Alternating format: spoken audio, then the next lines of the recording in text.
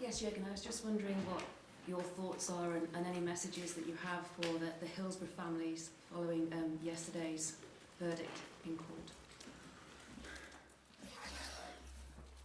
The most important thing is, and we are again at a point where it's so important to find the right words, and then you realize again that I'm not native, but what I can say is that our thoughts and our love is with the families. That's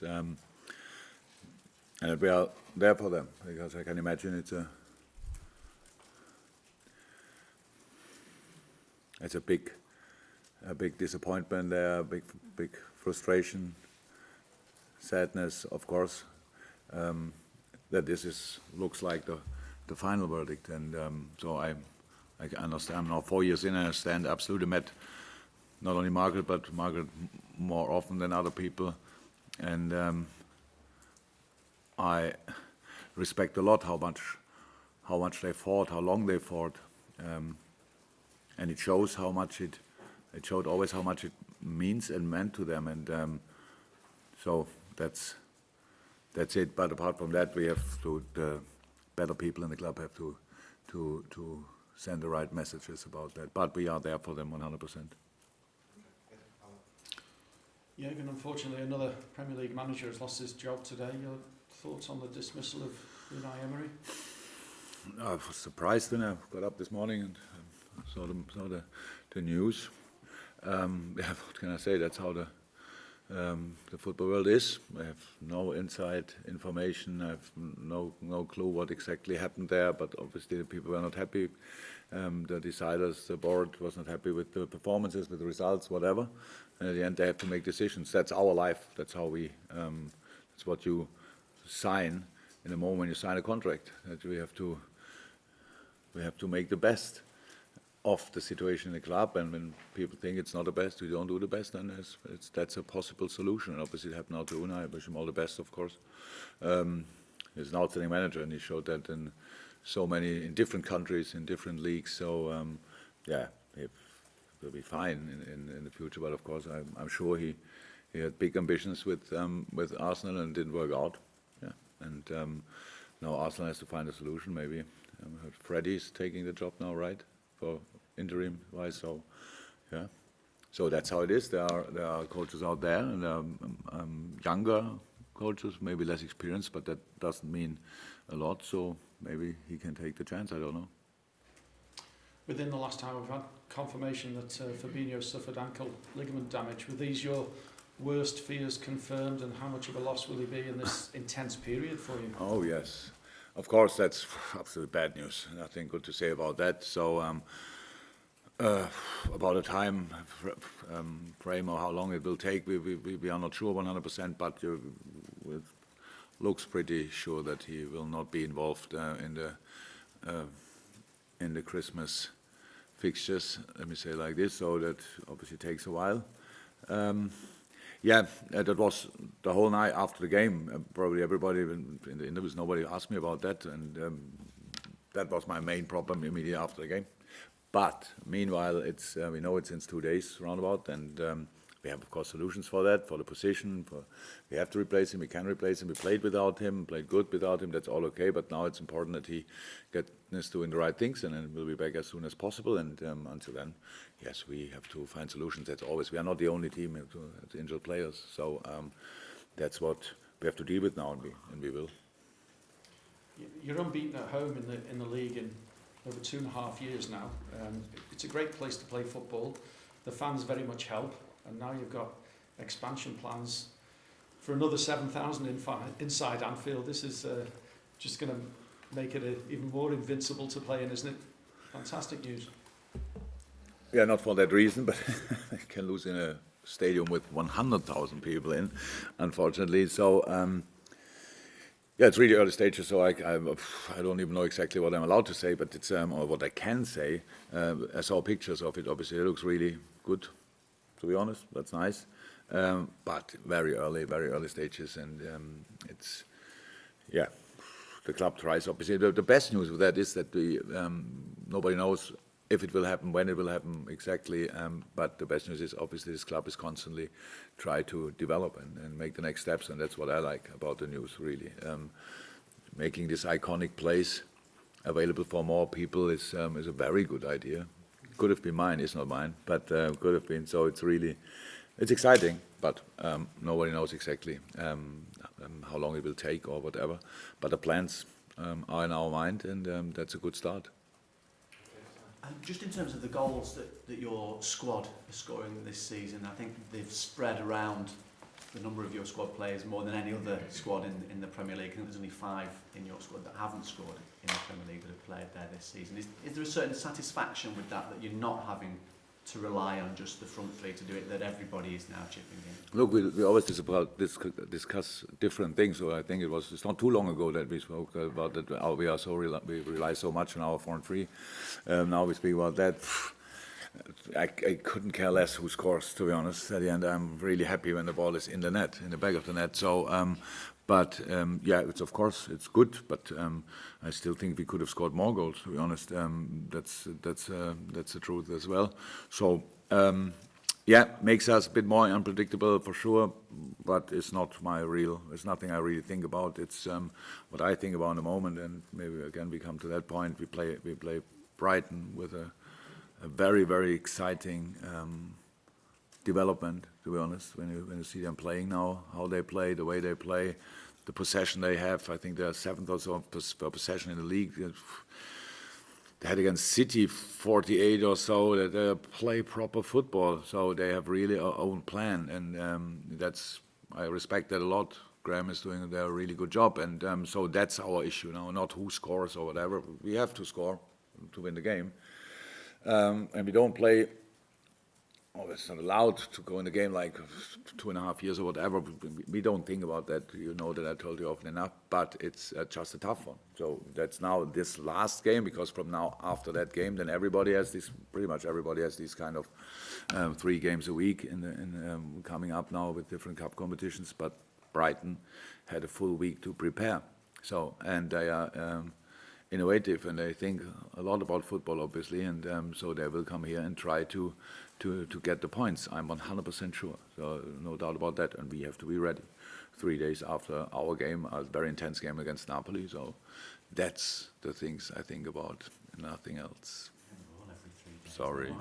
Just in terms of the Brighton match then, the players that you've got available, we knew that Fabinho out and was suspended anyway, but how are the rest of them looking? After the game, from the guys who were involved in the squad, all good. Nothing else apart from Fabinho. Navi okay? Yeah, Navi okay. Thank you. Julia, are you happy with the one? Yeah, you're with Michael? Yes. Yeah, again, it is a savage blow losing Fabinho, and we know that, there's no getting away from it, but you had decent players playing in that position before he arrived, and it does give an opportunity to somebody, and Liverpool will find a solution, and it's just a case of trying to maintain those levels, but it is an opportunity for somebody, isn't it? Yes, always. That's how it is, and of course. In the preparation for the Napoli game, for example, we watched, of course, the Napoli game from last year a little bit, not too much, but a little bit, and then that was Hendo played the position. Gini played the position already. Adam Lallana played the position. We can change system. We can do different things. So, how I said, losing a player with the quality of Fabinho is big, is massive, really. But how I said, we are not the only team in the Premier League with injuries. So that's how it is, and that's how you want to push that moment as far as possible to the end of the year, because it's always in this period.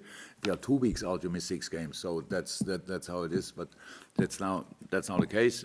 We cannot change that anymore, and we have to find a solution. We will find a solution, and will it be exactly like Fabinho? Of course not, because nobody's like the other one. But it will be a good one, and then we have to play football, and we have to win football games again, and yeah, that's it. Incredibly, 13 games gone, you've won 12. The wins just keep on coming, whether they're late goals that get you there. The intensity of your play continues to be staggering, but how much more difficult does it become to sort of have that intensity in every game as the season progresses? If you look at the numbers, we are not the most intense team in the league. It's not that we spells. yeah, of course, yeah. Well, That's how football is. Teams that run more than us, okay, in the high intense runs, in the sprints, and so we're pretty high in the stats. But there are teams that Brighton, for example, runs much more overall over the game than we do. So it's not always the same. There are games we have to be very, very intense, and a couple of them we played in the last few weeks, and there are other teams where we have to control the game more, and all these things. But the most important thing is, and that's probably our biggest strength at the moment, that we don't feel these kind of things, not the numbers. We don't feel the 12 games we won and all the 13 games with the points. We don't feel the 2.5 years. We don't feel that. We are always in this kind of mood. Okay, we have to be really, really at 100%. For the next opponent, and these 100% they differ, of course, over a season. But the 100% available, they have to be always there. And other teams have difficult situations as well, and sometimes we face them then exactly in that moment, and then it's maybe not the best football you can play in your life, but it must be still good enough to win a football game. But in this moment, there's no reason to think about that. In this moment, we really want to play the best football we can play, and that's usually a pretty good one. And we have to against Brighton as well, because they are not only brave, good football playing, they are good organized as well. That's on top. And Leicester last week, I think it was last week, took a while until they scored a goal. In all the games, they were there, they were in the game, and that's our job to do, and not think about intensity or whatever. Life should always be like this. You get up in the morning, it's your best day, then do your best. It's your second best day, then do your second best. That's how it is. Thank you. Yes, sorry, Michael, we'll go to sorry, just checking. Yeah, I'll go to Carl. Just going back to Fabinho, you say that there's no one like him, and obviously he's made that position his own and played most of the games. Do you see that it's a job for one person to play and get a run of games to get out some rhythm, or are you not looking at it like that? I cannot make these decisions. No, we have to see. They I would say the three players I mentioned already, they played that position plenty of games, so that's not a problem. And when I say nobody's like him, then that's true, because we are individuals, not that nobody's as good as him. It's different quality, just different quality for the other players. Gini came on in the game and was brilliant, for example. And I said last year against Napoli, not only there, but Hendo played that position as well, really, really good. It's not about that. We just have to make it work, and that's anyway always the job. And he couldn't have played all the games from now until March. That was anyway clear. So yeah, it's not cool, but we are in contact with him. We have everything. We think a lot about it, but not in the case that we now think, oh my God, how can we deal with it? It's just, let's do the right thing for FAB, and let's do the right thing for the team, and then let's carry on. So it's a comment to speak from Egypt's under-23 coach, talking about him wanting Salah to play in the Olympics next summer. I'm just wondering your thoughts would be on that. No, I'm not prepared for that answer yet, to be honest. I know I should have asked Mo probably what's exactly the case, but we didn't speak yet. Too many things happened since I heard first about it. When I leave the press conference, the first thing I do, I ask Mo what's exactly the case. And then maybe next press conference we can speak about it. Okay, just before we go on the back row, Chris, did you have one? Did you indicate this one? You mentioned earlier in the week there'd be another scan for Joel Matip this week. Have you any more idea about time frame for Joel? Not yet. What's today, Friday? Yes, it's today. So, nothing heard yet. Okay, we'll go down the back row. David? No, it's okay. And I think Ingrid, yes? Going back to Emery and Pochettino as well, two great managers that have lost their job. Well, being a manager in the Premier League must be one of the most exposed jobs in the world. Yes, it's a privilege, but it also comes with massive pressure and responsibility. And mental health is something we hear about among players, but maybe we don't hear so much about it when it comes to the managers. It's a very big subject, but what can you say about the mental aspect of being a manager in the Premier League? Wow.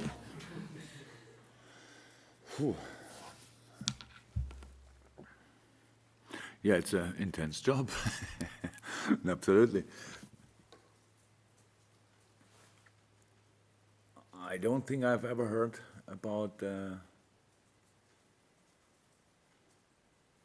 not ever, but really rare that I heard about a manager who struggled with, like physically, in a medical sense because of that. I don't really remember it.